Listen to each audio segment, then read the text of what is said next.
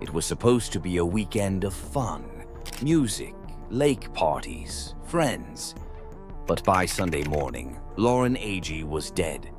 Her body was found floating face down in the water near a cliffside campsite, the same one where her friends said they'd all slept together just hours earlier. They never called 911, they never searched for her.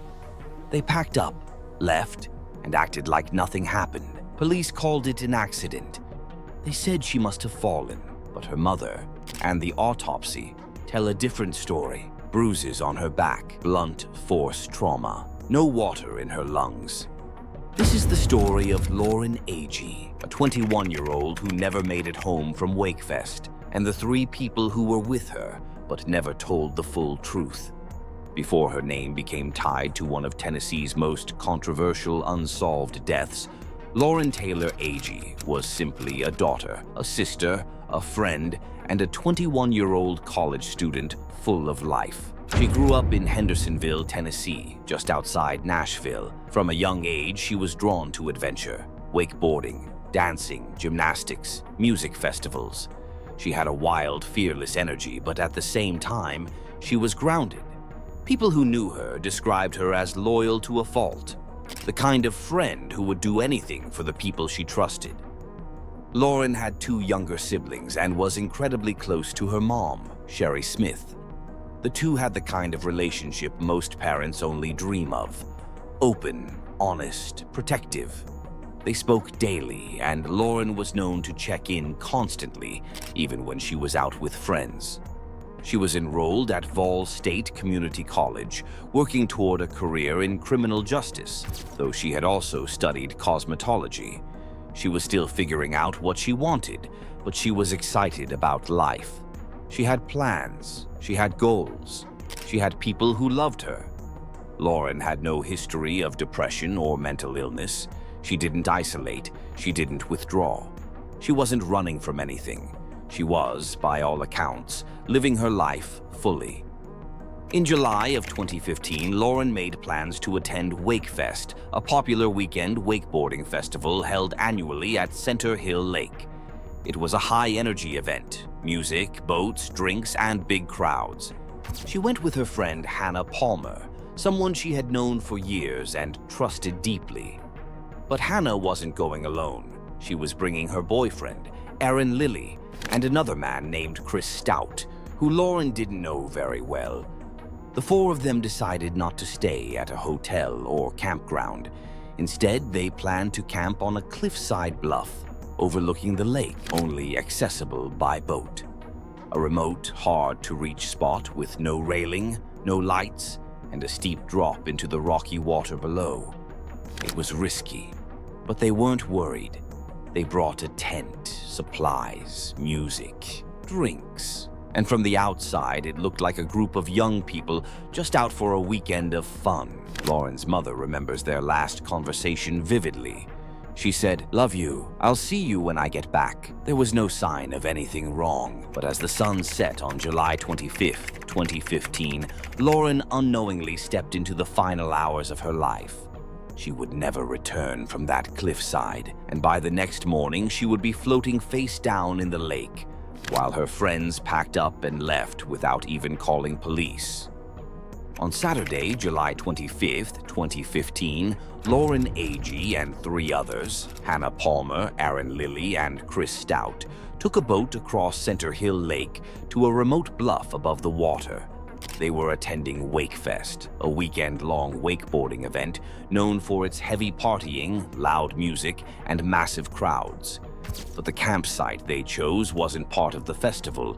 It was isolated, steep, and dangerous. The site could only be accessed by boat. There were no railings, no lighting, and a sheer 90-foot drop from where their tent was pitched down to the rocks and water below. Why they chose this spot remains unclear. They set up camp on the edge of the cliff. They had a 2-person tent for 4 people. There was alcohol, likely drugs, and very little room to move safely after dark. That night, they drank heavily, socialized at WakeFest, and returned to the campsite around midnight. This would be the last time Lauren was seen alive. The accounts of what happened next vary, and not one of them came from Lauren herself. She couldn't speak. She wasn't given the chance. According to the others, everyone went to sleep in the tent sometime between 2 and 3 a.m. Lauren was sleeping in the middle of the tent, next to Aaron Lilly. In the morning, she was gone. That's the version they gave police. But their behavior raised immediate suspicion. They claimed they assumed she had left by herself, without shoes, phone, wallet, or telling anyone. They didn't look for her. They didn't report her missing. They didn't call her family. Instead, they packed up the campsite, boated back to the mainland, and went to a restaurant for lunch. Later that morning, a man boating near the base of the cliff noticed something in the water, a body floating face down, fully clothed. It was Lauren Agee. She was found near a crevice in the rocks, in water about 30 feet deep. Her body was recovered and identified. But by the time police contacted her friends, they had already left town. Not one of them had called 911. Not one of them stayed behind. Not one of them acted like they had just lost a friend. And when questioned, their stories began to splinter. How did Lauren fall? Why was her body so far from the edge?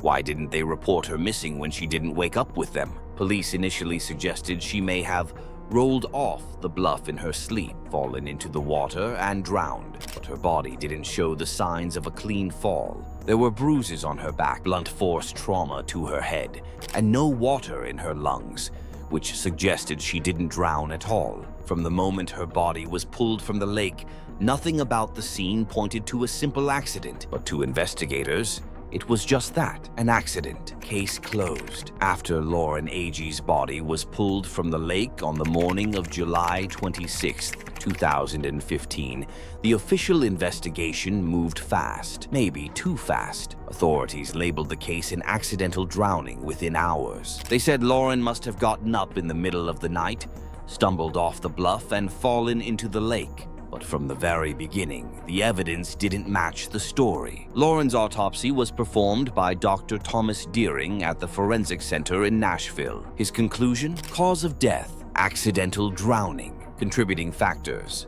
blunt force trauma consistent with a fall. But when you look closely at the report and at Lauren's body, you find something different. She had blunt force trauma to the back of her head, a deep contusion on her lower back, a hemorrhage in her right kidney, bruises on both thighs and arms, no water in her lungs. That last detail is crucial. If Lauren had drowned, her lungs should have been filled with water, but they weren't. This raises a chilling possibility that Lauren was already dead when she hit the water, and that changes everything. Investigators said Lauren must have rolled off the edge of the cliff and landed in the water, but private forensic experts, including former law enforcement and independent pathologists, say her injuries are not consistent with a natural fall. Why? Because the bluff is steep, uneven, and covered in sharp rock ledges.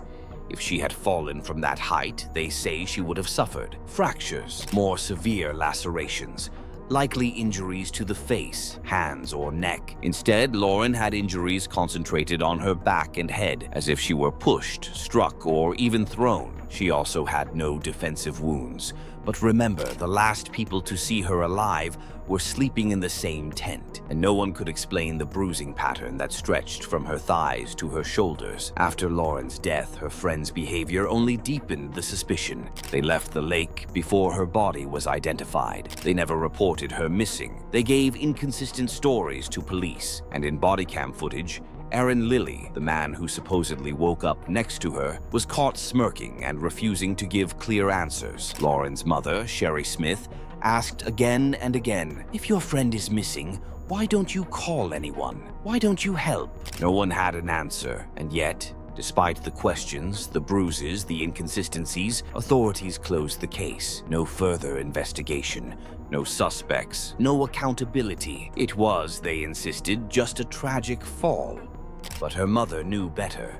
She could see what the police refused to admit. When the DeKalb County Sheriff's Office ruled her daughter's death an accident, Sherry Smith knew she had two choices. She could accept the story, that Lauren woke up in the middle of the night, walked barefoot to the edge of a cliff, and somehow fell to her death without a scream, without waking anyone, and without water in her lungs. Or she could do what no grieving mother should ever have to do: start her own investigation. Sherry hired Jeremy Taylor, a former law enforcement officer turned private investigator. His job wasn't just to review documents. It was to go where police refused to look, and what he found shocked even seasoned detectives. Jeremy reconstructed the cliffside scene and immediately flagged problems with the police theory. The location was too steep and narrow for someone to roll off accidentally. The body was found far from the natural fall zone. The bruises on Lauren's body were inconsistent with a single impact. No trace evidence, blood, skin, or clothing threads, was ever collected from the rocks or cliff base. Even worse, law enforcement never treated the campsite as a crime scene. They didn't cordon it off, didn't take photos, and didn't collect evidence. According to Taylor, it was like they decided it was an accident before they even began the investigation. As the story gained media attention, more witnesses began to speak. One woman, whose house overlooked the lake, reported seeing people leaving the campsite by boat early in the morning, before Lauren's body had been found. Another reported hearing screaming or yelling around the time of Lauren's death. Some said they saw Aaron Lilly and Chris Stout acting strangely the next day. None of these accounts were thoroughly investigated by police. And still, no one from the original friend group agreed to speak publicly. No interviews, no appearances, just silence. With no progress from law enforcement, Sherry Smith filed a wrongful death lawsuit in 2017 against Hannah Palmer, Lauren's best friend; Aaron Lilly, Hannah's boyfriend at the time; Chris Stout, friend in the tent. The suit alleged negligence, inconsistent statements, and that their actions or inactions may have contributed to Lauren's death. During pre-trial depositions, the friends gave conflicting accounts of where Lauren slept. One said she probably went to the bathroom and fell. Another said they didn't even realize she was missing until hours later. But in 2019, the case was dismissed on procedural grounds, not because the claims weren't valid, but because the court ruled the friends had no legal duty to protect Lauren, and there was insufficient direct evidence of foul play. To this day, no one has been charged, and the official cause of death remains accidental.